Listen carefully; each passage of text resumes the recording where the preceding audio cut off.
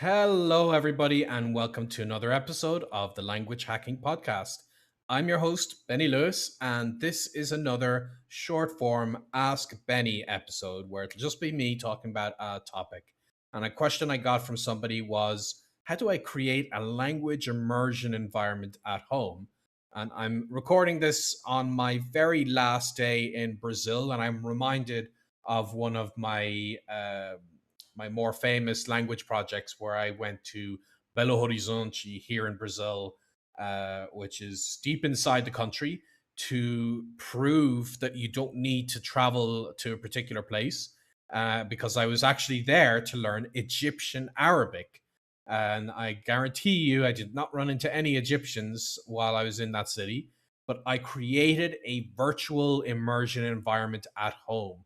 You don't need to go to the country. And this is coming to you from a guy who is completely nomadic and living out of his suitcase. So if I'm telling you you don't need to go to the country, you know that I'm serious because I'm always going to different countries. But I go to the countries after learning the language nowadays because I find it a lot more beneficial to arrive with a bit of momentum and to truly get to enjoy the country.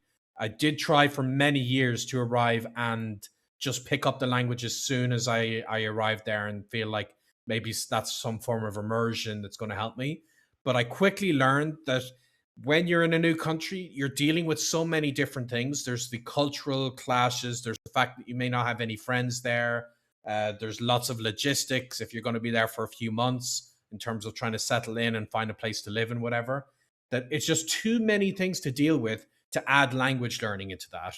So I prefer to learn a new language when I'm comfortable somewhere, and this is a country where I already speak its language, and I will create a virtual language learning environment. So what do I mean by that? Effectively, I assign a part of my house. So maybe there's a little desk or a particular chair, and I decide that physical space is officially Egypt for me, in the case of when I was learning Egyptian Arabic. In your case, that little space is Spain or it's France or it's Germany, whatever the country of the target language is. And just decide whenever I am sitting down there, I am going to be in German mode or Italian mode or whatever it is. So when you do that, then a few things change. You decide that you are going to, if you're going to use technology, then maybe try to switch the language interface. You can go into your settings on your smartphone. You can go into your computer settings and change the interface if you feel you're ready for that. Obviously, it can feel a little intimidating for some people. There's plenty of other things you can do with your browser that can translate some pages for you. But like I try to have as much of what I'm seeing in the target language as possible. When I'm trying to read my daily news, I might use the target language and copy it into a resource like, for instance, Link that lets me click the words and see the translation. Um, so there's lots of ways you can make what you would normally do in terms of websites that you use, try to use those in the target language.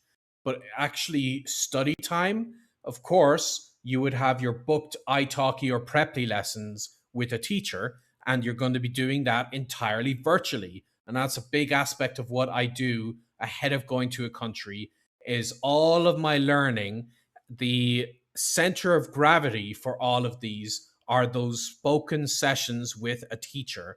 So I make sure those are booked as frequently as possible, and everything else happens around that. And I'll know from those lessons uh, what I need to study between them. I will learn lots of vocabulary that I can add to my flashcards. So those spoken sessions have to be central, and that's how you really get some form of virtual immersion. Because when we think of true, original, classical immersion, then you're kind of forced to speak the language because you're physically in the country. In a way, you got that because you are face to face, even if it's digitally, with a native speaker. So you are forced to use the language with them. So that is crucial for me. But there's other things I do as well. Like if it's the end of my day and I'm winding things down, I might listen to music in the target language. And if I can, I try to make it an active study session and follow along with the lyrics. But if I'm really tired, I'll still just try to listen to music just to get an idea of the songs and such. And any platform that you stream from, like Spotify or YouTube Music or whatever, they have the top 50 charts for that country. So you can hear what is currently popular there. And there's plenty of other tailor made playlists that you can find that may be more ideal for language learners. They may have songs where they sing a little clearly, so a little clearer than typical pop music would, so that you can understand the lyrics better. Another thing I like to do is I like to use the website TuneIn, so TUNEIN, and they have a list of all of the live streaming radio stations around the world. So I might try to tune into a local station of the country whose language I'm trying to learn, and this is part of me feeling almost like I'm in that country because I'm listening to the music, I'm listening to the radio. I might be watching, like if I leave my dedicated study space and I'm sitting down to watch TV, I might even have my Netflix in the right language, having changed that, or plenty of other streaming platforms give you content in other languages. And I'm watching content, I'm listening to the radio, I'm listening to music, I'm talking to my teacher. All of these things combined are giving you the best of immersion. And this is immersion. Even if you're doing this from the country you were born in, you could still get immersed in your target language. And this virtual immersion is so powerful because if you do it intensively, you can push your language up a notch very quickly without having to buy a plane ticket.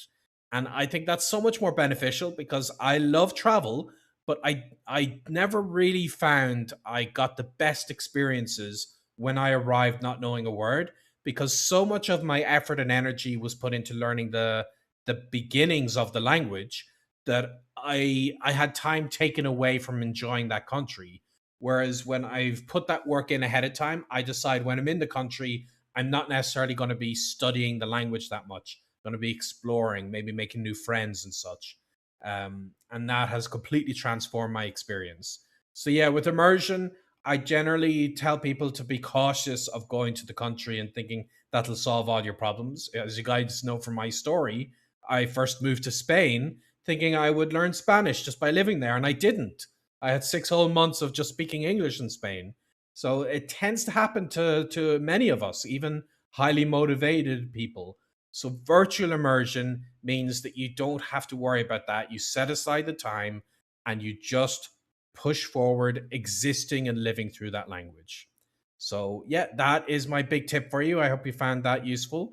And as always, let me know on social media. And I'd love to hear what you guys think of all of these tips. And I hope you've been enjoying the podcast. So, until the next time, I wish you a very happy language learning.